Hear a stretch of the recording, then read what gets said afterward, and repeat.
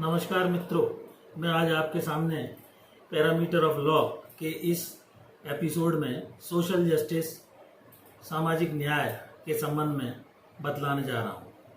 मित्रों, सामाजिक न्याय की उत्पत्ति सामाजिक न्याय व्यापक अर्थ वाला उपबंध है और इसे भारतीय संविधान में समाज के अंदर पड़ी हुई बड़ी विषमताओं को और भिन्नताओं को दूर करने के उद्देश्य से किया गया है। छोटे बड़े, राजा प्रजा, गरीब अमीर, इन सब के बीच किसी के पास अत्यधिक धन है, कोई अत्यंत गरीब है, किसी के पास कई एकड़ जमीन है, किसी के पास कोई जमीन नहीं है, किसी के पास मकान है। इस प्रकार रोटी कपड़ा और मकान की लड़ाई में सोशल जस्टिस जैसी व्यवस्था का होना अत्यंत आवश्यक था। किसानों के पास सैकड़ों एकड़ जमीन है, कितनों के पास मकान तक बनाने के लिए पैसे नहीं है। गरीबी अमीरी दो नदी के पाटों की तरह है, अर्थात हैव्स और हैव नॉट की इतनी बड़ी खाई को दूर करने के उद्देश्य से सोशल जस्टिस जैसी व्यवस्था का जन्म हुआ।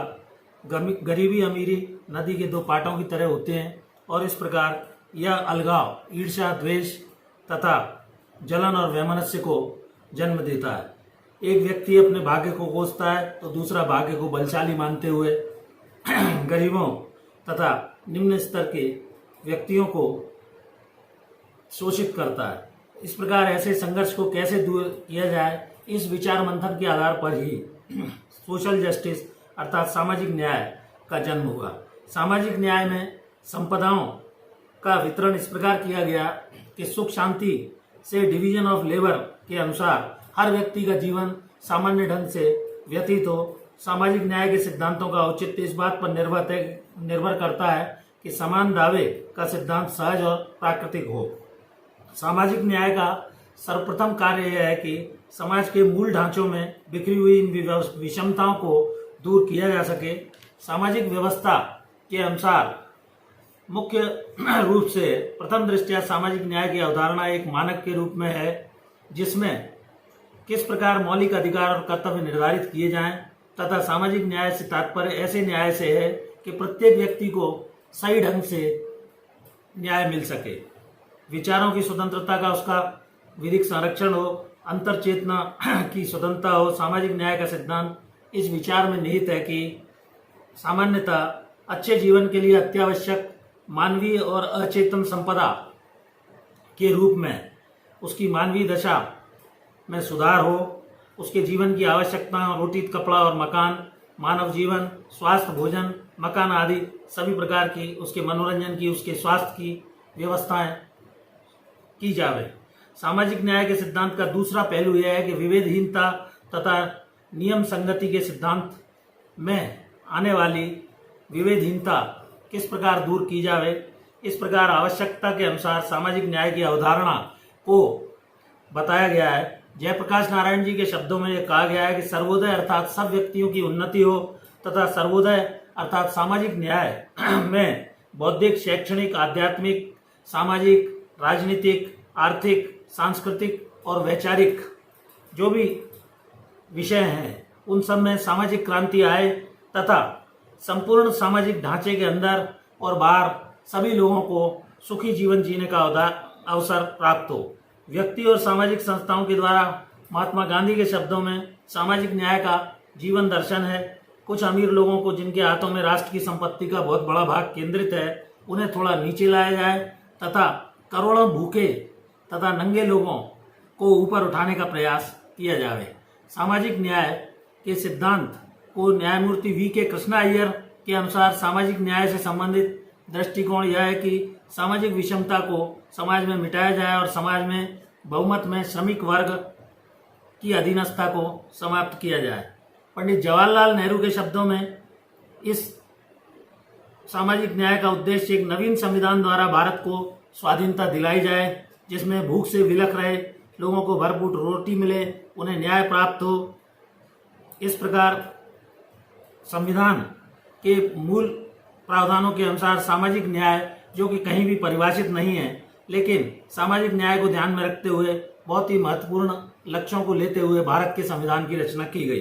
भूतपूर्व राष्ट्रपति डॉक्टर सर्वपल्ली राधाकृष्णन के अनुसार एक ऐसी सामाजिक व्यवस्था जिसमें आर्थिक क्रांति की भी आवश्यकता है, सामान्य जन की आवश्यकताओं की पूर्ति की जाए तथा भारतीय समाज के ढांचे में मौलिक परिवर्तन की आवश्यकता है। समता और विवेक को ध्यान में रखते हुए भारतीय संविधान के अनुच्छेद 14 में equality before the law and equal protection of law, जिसमें भारत के राज्य क्षेत्र में किसी भी व्यक्ति को विधि के समक्ष समता और विधियों का समान संरक्षण प्राप्त होगा, तथा अनुच्छेद 15 और अनुच्छेद 16(4) में विभेदीकरण की बात को स्वीकार करते हुए समाज के पिछड़े वर्गों, अनुसूचित जाति, जनजाति, सामाजिक और आर्थिक रूप से पिछड़े हुए वर्गों के विकास के लिए राज्य विशेष प्रक्रिया के अनुसार योजना अपना सकता है। भारत में स्वतंत्रता प्राप्ति के पश्चात भारतीय समाज का पुनर्निर्माण, जिसमें सभी गरीब तथा निम्न स्तर के व्यतीत किए जाने वाले जीवन को सुधारने के लिए अनेकों व्यवस्था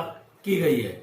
इस प्रकार सामाजिक न्याय पूर्ण रूप से भारतीय संविधान की अत्यंत महत्वपूर्ण भूमिका उसमें रही है। न्यायालयीन विशेषकर माननीय उच्च न्यायालय और उच्चतम न्यायालय द्वारा समय समय पर दिशा निर्देश दिए जाकर उनके योगदान को भी कम नहीं आंका जा सकता है। संविधान की उद्देश्य का पर यदि हम दृष्टिपात करें तो समाजवादी, पंथ निरपेक्ष, लोकतंत्रात्मक गणराज्य, समस्त नागरिकों को सामाजिक, आर्थिक और राजनीतिक न्याय दिलाने, अभिव्यक्ति की स्वतंत्रता आदि की बात प्रस्तावना में कही गई है। मूल भावना समता लाने की है और इसमें 18 वर्ष के व्यक्ति को मतदान देने के अधिकार को रखा गया है। उसे पूर्ण या स्वतंत्रता है कि वह चाहे जिसके पक्ष में मतदान करे। इस प्रकार कुल मिलाकर भारत के संविधान में बदली हुई परिस्थितियों में अनुच्छेद 1, अनुच्छेद 4, अनुच्छेद 7, 24वां, 26वां, 29वां, 42वां और 44वें संशोधन द्वारा सोशल जस्टिस के संबंध में महत्वपूर्ण दिशा निर्देश दिए गए। औद्योगिक क्षेत्र के महत्व को मानते हुए भारत सरकार द्वारा केंद्रीय अधिनियमों में औद्योगिक विवाद अधिनियम 1947, न्यूनतम मजदूरी अधिनियम 1948, कर्मचारी राज्य बीमा अधिनियम, फैक्ट्रीज एक्ट आदि पारित किए गए। जमींदारी उन्मूलन और भूमि व्यवस्था अधिनियम भी पारित किए गए। इस प्रकार सामाजिक न्याय के क्षेत्र में किए जाने वाले प्रयासों को देखते हुए जमींदारी और बिचौलियों को समाप्त करते हुए सारी भूमि, जंगल, ताल, पोखर राज्य में निहित मानते हुए व्यवस्थाएं दी गई। इस प्रकार संपदा शुल्क अधिनियम 1953, छुआछूत अधिनियम, हिंदू विवाह अधिनियम 1955, विस्थापित अधिनियम, भारतीय जीवन बीमा अधिनियम 1956, आयकर अधिनियम 1957, दानकर अधिनियम 1958 तथा अन्य बंधित श्रम पद्धति अधिनियम आदि, जो सभी सामाजिक विधायन अर्थात सोशल लेजिस्लेशन और वेलफेयर के पर्पज से निर्मित किए गए हैं। इस प्रकार अनेकों विधायन लोकहित में पारित किए गए, जिनमें सामाजिक सुरक्षा से संबंधित सामाजिक बीमा, प्रसूति, प्रसुविधा, भविष्य निधि, फैमिली पेंशन, कर्मचारी राज्य बीमा अधिनियम आदि सामाजिक बुराइयों के निवारण के लिए बनाए गए हैं। संविधान के अनुच्छेद 19 से 32 तक मौलिक अधिकारों को प्रदान किया गया है तथा राज्य के नीति निर्देशक तत्व में भी इन्हीं सामाजिक न्याय की व्यवस्था जैसी व्यवस्था दी गई है। निर्देशों का लक्ष्य सामाजिक क्रांति तथा अच्छे उद्देश्यों की प्राप्ति है, जिसमें आवश्यक परिस्थितियां उत्पन्न कर क्रांति को आगे बढ़ाना है। अनुच्छेद 37 ये कहता है कि वे देश के शासन में मूलभूत हैं और विधि के बनाने में इन तत्वों को लागू करना राज्य का कर्तव्य होगा। इस प्रकार कुल मिलाकर अनुच्छेद 38 में लोक कल्याण की अभिवृद्धि के लिए न्याय पर आधारित सामाजिक व्यवस्था बनाने का राज्य को निर्देश दिया गया है, जिसमें सामाजिक, आर्थिक और राजनीतिक न्याय राष्ट्रीय जीवन की सभी संस्थाओं को प्रमाणित किया गया है और पुरुष और स्त्री सभी नागरिकों को समान रूप से जीविका के साधन प्राप्त हों, समुदाय के भौतिक संसाधनों का स्वामित्व और नियंत्रण सामूहिक रूप से सर्वोत्तम रहे, धन और उत्पादन आदि की व्यवस्था हो, पुरुषों और स्त्रियों के लिए सामान्य कार्य के घंटे रखे जाएं और उनका समान वेतन सुनिश्चित किया जाए, पुरुष और स्त्री कर्मकारों के लिए स्वास्थ्य और शक्ति तथा बालकों को सुकुमार व्यवस्था आदि की व्यवस्था है। इस प्रकार बालकों को स्वतंत्र और गरिमामय वातावरण मिले, इन सब व्यवस्था को देखते हुए सामाजिक उद्देश्य की पूर्ति के लिए कुल मिलाकर सामाजिक न्याय उपलब्ध हो, यह व्यवस्था दी गई है। सामाजिक न्याय के मामले में एक महत्वपूर्ण प्रकरण इंदिरा साहनी बराम भारत संघ मंडल आयोग के मामले में माननीय उच्चतम न्यायालय ने जनता का दुर्बल वर्ग को नागरिकों के पिछड़े वर्ग या सामाजिक और शैक्षणिक रूप से पिछड़े वर्ग, अनुसूचित जाति, जनजाति अभिव्यक्ति के व्यापक के रूप में फैसले दिए। भारतीय संविधान समता के अधिकार को न्याय का आवश्यक माना गया है, जिसमें इंदिरा साहनी वाले वाद में इसको चुनौती दी गई थी। पहले 27% आरक्षण था, लेकिन यह कहा गया कि यह अधिकतम सीमा 50% से ज़्यादा नहीं होनी चाहिए। इस प्रकार यह इंदिरा साहनी का निर्णय अत्यंत महत्वपूर्ण माना गया। सामाजिक न्याय उपलब्ध कराने में न्यायालय की महत्वपूर्ण भूमिका रही है। इसमें मोहिनी जैन बनाम कर्नाटक राज्य के मामले में शिक्षा के अधिकार को मौलिक अधिकार का सहवर्ती या सहगामी माना गया। इसी प्रकार MH हॉस्कट बनाम महाराष्ट्र राज्य के प्रकरण में निर्योग्यता या आर्थिक स्थिति के कारण जो व्यक्ति न्याय से वंचित हो जाते हैं, उन नागरिकों को निःशुल्क विधिक सहायता राज्य स्तर पर दिलाई जाएगी। इसी प्रकार बंधुआ मुक्ति मोर्चा और भारत संघ तथा PDUR बनाम भारत संघ के मामले में आर्थिक रूप से पिछड़े वर्गों को हित संरक्षण के लिए लोकस स्टैंडाई अर्थात उनकी ओर से प्रकरणों में पैरवी करने तथा सामाजिक न्याय दिलाने की दिशा में एक क्रांतिकारी कदम उठाया गया, जिसमें लोकस स्टैंडी के मामले को महत्वपूर्ण मानते हुए लोकहित वादों का संज्ञान लेना और उचित निर्देश दिए गए। इसी प्रकार खत्री बनाम बिहार राज्य के प्रकरण में एक व्यक्ति जो भागलपुर जेल में पुलिस द्वारा जबरन अंधा बनाने के लिए उसे प्रतिकर दिलाने का आदेश दिया गया। भीम सिंह के प्रकरण में बनाम जम्मू कश्मीर राज्य में अत्याचार और मौलिक अधिकार के हनन के लिए उचित प्रतिकर 50,000 रुपये दिलाया गया। इसी प्रकार सहेली बनाम पुलिस कमिश्नर के बाद में पुलिस संरक्षण में पिटाई में 9 वर्षीय बालक की मृत्यु के लिए मां को 75,000 रुपये क्षतिपूर्ति दिलाई गई। नीलावती बेहरा बनाम उड़ीसा राज्य के प्रकरण में भी पुलिस अभिरक्षा मृत्यु के लिए प्रतिकर दिलाए जाने के आदेश दिए गए थे। कुल मिलाकर सामाजिक न्याय के प्रकरणों में जीविकोपार्जन के अधिकार को भी मूल अधिकार माना गया।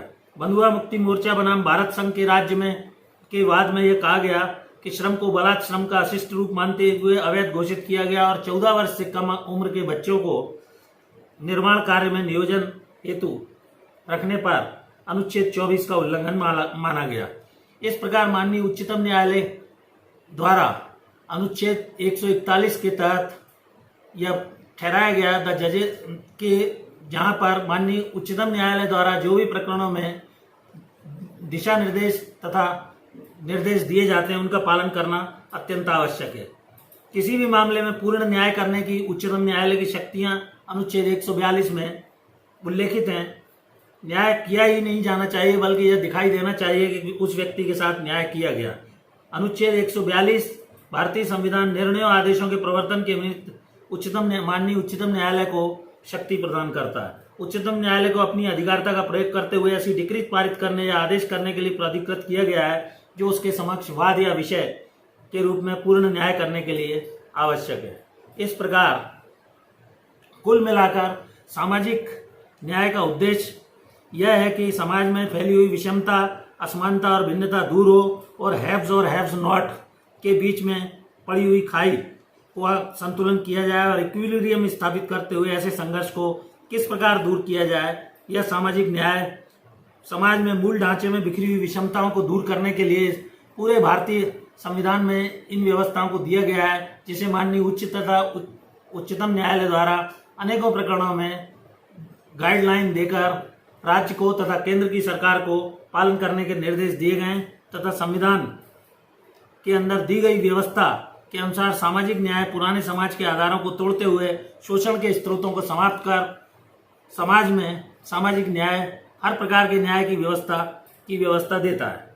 इस प्रकार सामाजिक न्याय उपलब्ध कराने में न्यायालयों की अत्यंत महत्वपूर्ण भूमिका रही है, चाहे वह दीवानी न्यायालय हो या दांडिक न्यायालय हो। इसमें दिए गए निर्णयों के अनुसार मजिस्ट्रेट पर हमला करने, हथकड़ी लगाने, विद्वेषपूर्ण अभियोजन चलाने के लिए गुजरात के कतिपय पुलिस अधिकारियों के विरुद्ध अवमानना की कार्रवाइयों में पुलिस अधिकारियों उनके सहअपराधियों को भी दंडित किया गया था। मेरा यह वीडियो आपको कैसा लगा, लाइक सब्सक्राइब करते हुए इसके संबंध में कोई कमेंट हो तो करें और नेक्स्ट वीडियो में बाद में बनाऊंगा। धन्यवाद।